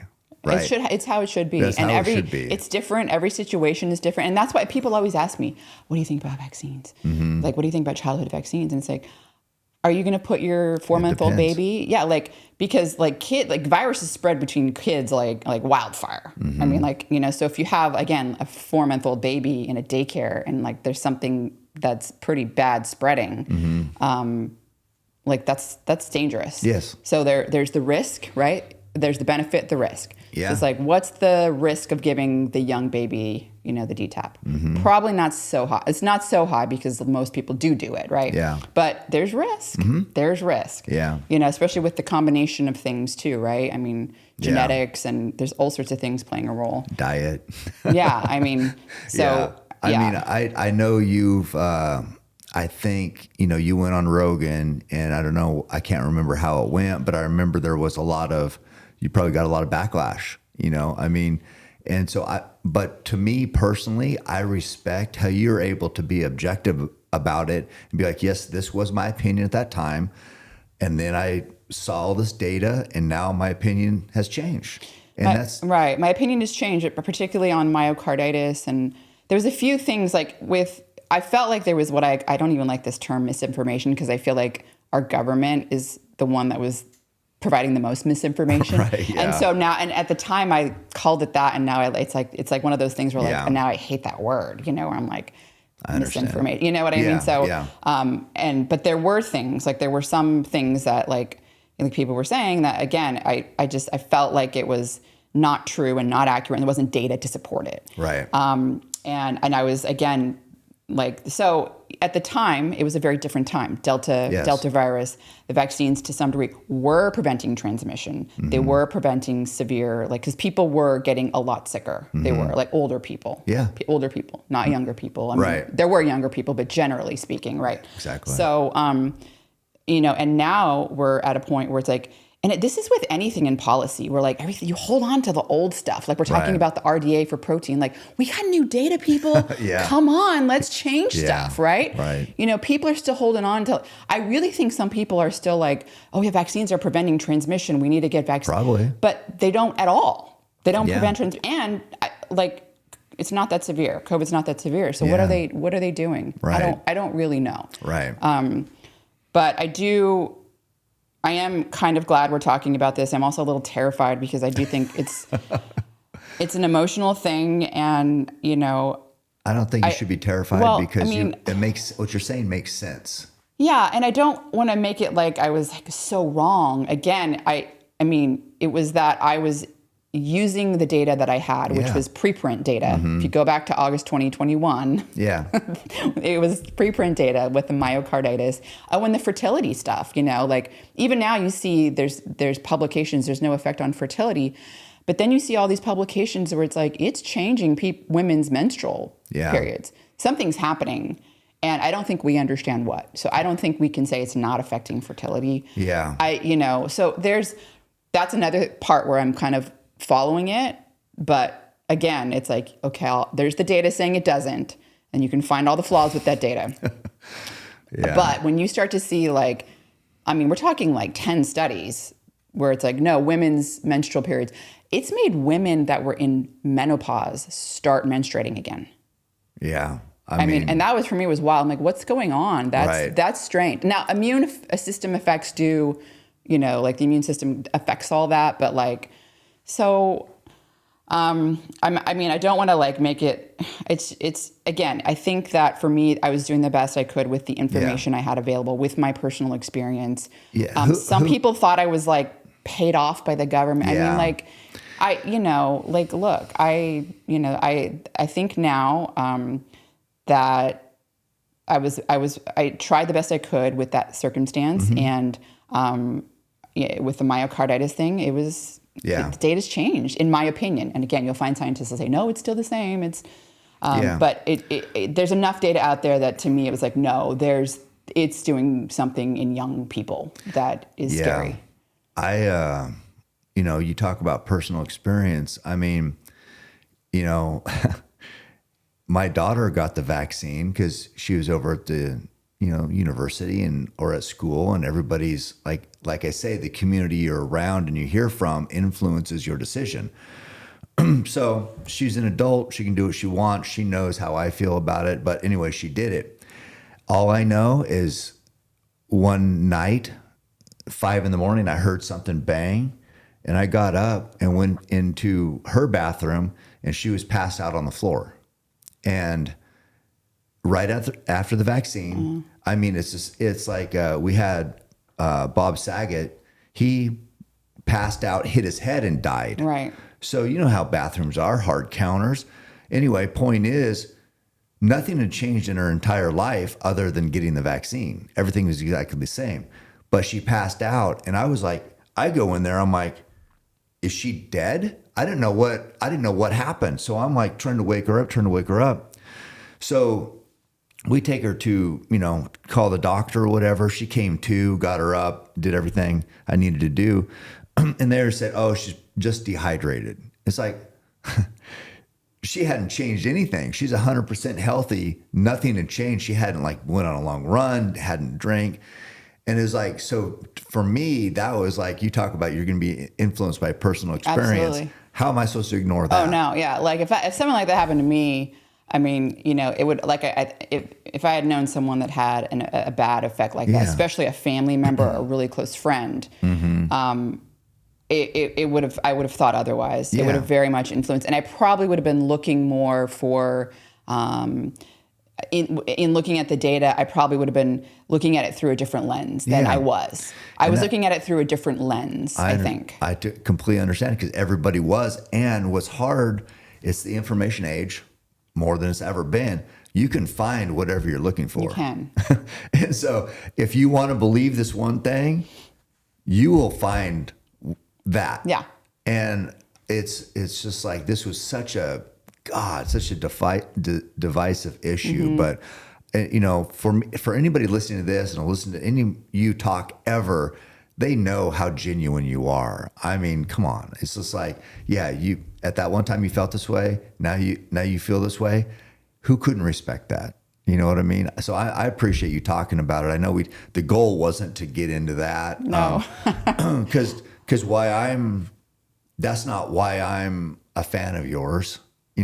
Because of some hot topic issue. I'm a fan of you because you're so interesting, so smart. The way you verbalize things, the way you deliver it is just so, appealing and easy and makes sense.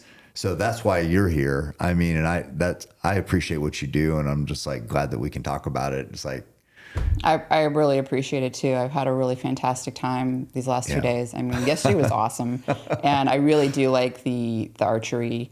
For me, I'm calling it archery. I know it's bow hunting, but I didn't really hunt anything. So for me, it's archery. Well, but it was very much relaxing and the focus. It was like I said last meditative, night. Yeah, that's what I explained last night when we were trying to, we had a bear 3D target. So it's a silhouette foam replica of a bear. It's actually a small bear. But so we had that out there. And when you were, going through your shooting process with the bow, it's brand new. And I said, I mentioned, you can't be thinking about anything else in your life than doing this right now. And that's what's so therapeutic about shooting a bow. Oh, well, caveat, I was thinking about how I wanted to press campaigns, but no, you're right. Just think of the setting too, it's and I wish I could share moments like that with everybody because it's so powerful, but we're out there, a beautiful evening, the sun's setting to the west. We got the ridge that's teeming with deer and elk and lions up there in the background. We're cooking wild game on the Traeger. John and Jen are cooking us some whitetail tenderloin, and we're shooting arrows at it. And you're just doing so well, and it's such a process, and you're so focused. It's like when I look at everything, to me, that's like the perfect evening. I mean, it was so. That's what I live for. Times like that. I kind of get it. I mean, I say kind of because I only did it once, but I really I was surprised by how much I enjoyed it. I just didn't expect, I didn't know really what to expect. Yeah. But I think having Wayne too, the teacher who was the herd bull, super into it and just such a good teacher and he was transferring me some of his passion for it or something, you know what I mean? Where it's contagious. Yes. Be this guy loves this. Oh, and then lives so for it. Yeah. And so I think having that as well also is just, it's kind of contagious. Yeah. Cam loves this. Wayne loves this. This is okay, let's experience it. Let's really try to do it, Yeah. So, but. Well, and then to end the night, remember how well you were shooting? It was giving my confidence. I was getting those little confidence boosters where maybe I didn't get it right in the lung, where the lungs were supposed to be, but like getting it so close. Yeah. You know, we it had was a like couple a liver little shots. Yeah, a couple of liver shots. It's like a small win where it's like, oh, I'm know. like, first of all, I was like, I'm hitting the bear. Are you kidding me? Like, I don't Right. I know. And it was out there away. So we started off and, maybe a couple in the dirt, maybe a couple to the right. But then that process, and you were like such a good student, doing everything perfect, holding that pin there, pulling hard, releasing.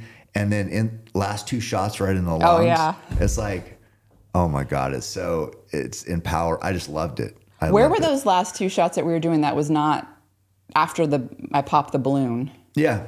It was. Was it close to the lung? They were both in the lung. They were in the lung? They were both perfect. Oh, I didn't get that they were in the lung. No, yeah, because remember I shot 2, you shot 2. And they were right by yours. They were by each other. Those were all kill shots. Those were kill shots? Yes. Oh my gosh. Yeah, it was. And I think because we were powered by whitetail tenderloin. Oh man, that was delicious. Jen cooked us. I told him we were going to be out there because I said we got a big day. We got to do the mountain.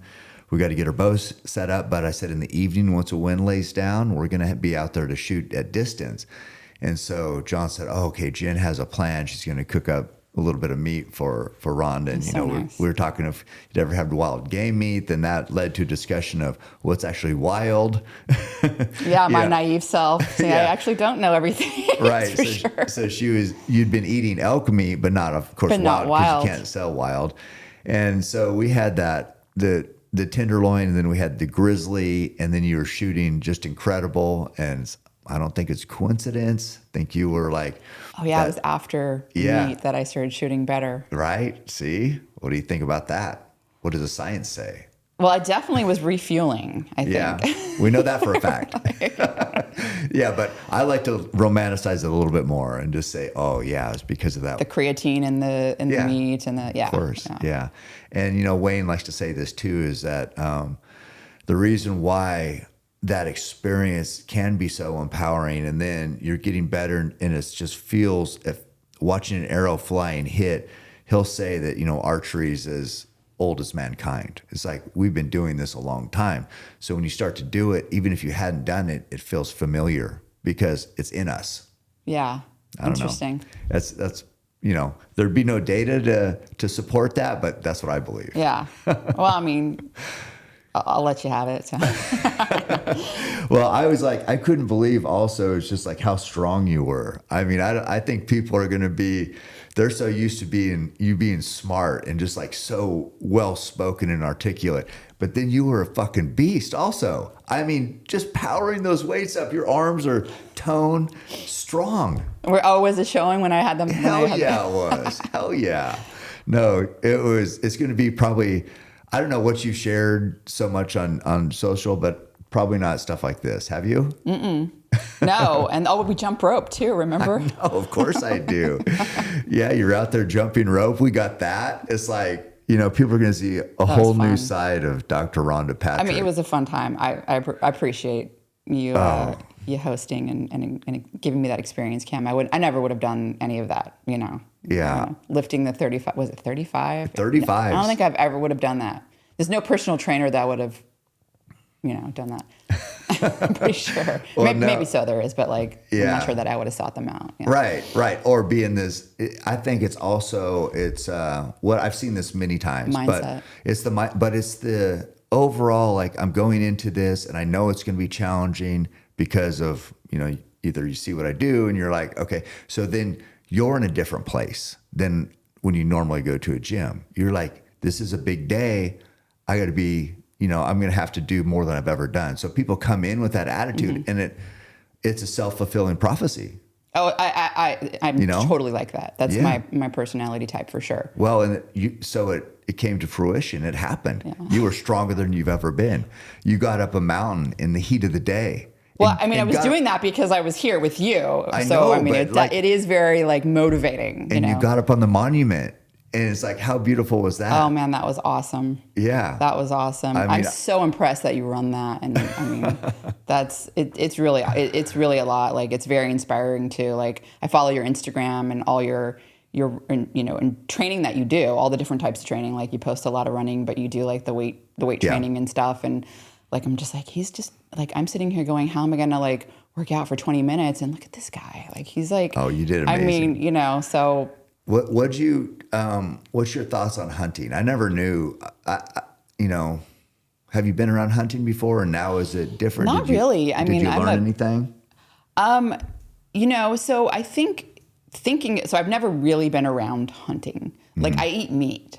So for me, it's not like I know the meat comes from an animal that is no longer alive. You look at it more of like, what's this meat offering my body? I do, right? Like nutritionally, and so that's definitely more how I look at it. So it's a very different perspective.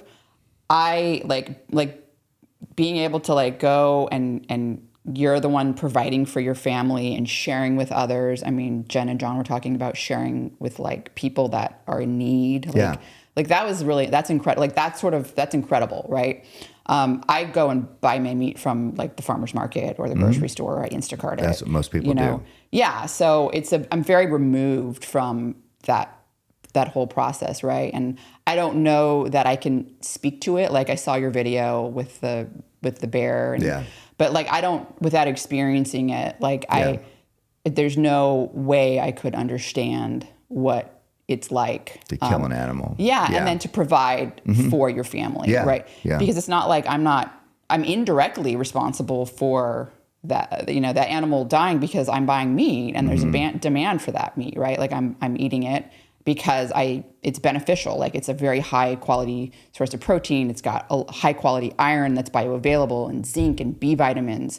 And I'm not sedentary and unhealthy. So it's, you know, it's not like a bad thing for me. So it's not, you know, it's not like I don't eat the meat, right? So why would I have a problem with hunting? You know, but it's I'm interested in it because now, like, doing the whole, the archery experience with the compound bow and like it's cool. Like, I see, like, you know, it was like fun doing it and also like therapeutic, where it was, you know, so you practice this thing and then you go and you use that amazing skill that you practice to like provide for your family.